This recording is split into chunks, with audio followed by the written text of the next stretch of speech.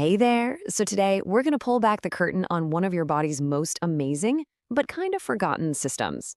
We're talking about its nonstop, 24/7 waste management program. Yep, it's all about excretion, the silent cleanup crew that is literally keeping you alive and well right this second. So let's just start with this. It sounds a little crazy, but it's totally true.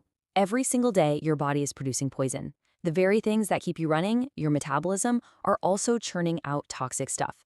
So the big question is, how are you still alive? What's stopping all that junk from building up and, doing some real damage?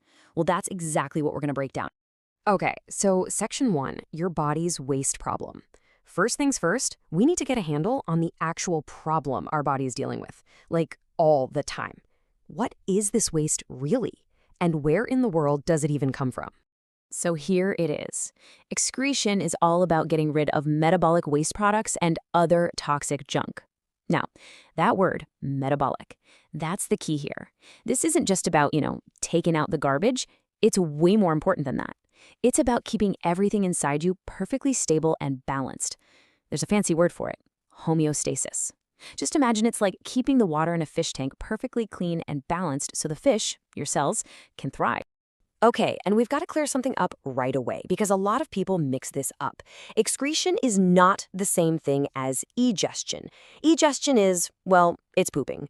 That's just getting rid of undigested food. But excretion, that's different. That's dealing with the chemical waste that's actually made inside your cells, stuff like urea and carbon dioxide. See the difference? One is waste from inside, the other is just leftover stuff passing through. It's a really important distinction. So what exactly is this stuff? Well, take carbon dioxide. You make it every time your cells create energy. If it builds up, it literally makes your blood acidic. Not good. Or how about urea? That's a toxic byproduct from breaking down proteins. And even simple things like salts, if you have too much, can completely mess with how your nerves and muscles work. So yeah, this is the stuff that cleanup crew has to get rid of, and they have to do it fast. All right, section 2, meet the cleanup crew. So who are the stars of this show? Let's meet the main players in this whole operation. First up, and this might surprise you, are the lungs. Yeah, your lungs. You probably don't think of them as part of the waste disposal team, but every single time you breathe out, you are performing an act of excretion. You're getting rid of all that carbon dioxide your cells just made. It's a huge deal. It stops your blood pH from going haywire. Next on the team is your skin. Think about it. When you're working out or it's just a really hot day, you sweat, right? Well, you're not just cooling off. That sweat is also carrying out extra water, some salts, and even a little bit of urea. Now, its main job is for sure keeping your temperature in check, but hey, it's also a pretty handy part-time waste remover. Okay, now this is where it gets really cool, the liver. You can think of the liver as the body's main processing plant. It's an absolute master chemist. It takes something super toxic, like ammonia, and through this amazing process, it turns it into something much less harmful, urea. So the liver doesn't actually kick the waste out of the body. Instead, it gets it all packaged up and ready for another organ to take over. And that brings us to the main event, the undisputed heavyweights of the cleanup crew, the kidneys. These guys are the real superstars. They take that urea the liver's so nicely packaged up, they filter it out of your blood, and on top of all that, they manage your body's entire water and salt balance. I mean, they do it all. So section 3, the kidneys, master filters. Let's really zoom in on these things. How do these amazing little filters actually pull this off? First off, you've got a pair of them. They're bean-shaped, about the size of your fist, and they're kind of tucked away in your lower back. But don't let that simple shape fool you. What's going on inside is anything but simple. How complex are we talking? Well, get this. Each one of your kidneys is packed with around 1 million tiny little filtering units. They're called nephrons. 1 million. That means you have 2 million of these microscopic filters working nonstop, 24/7, to clean all of your blood. The sheer scale of it it's just mind-blowing. All right, section 4, how urine is made. So what's the secret? What's actually happening inside those millions of tiny nephrons?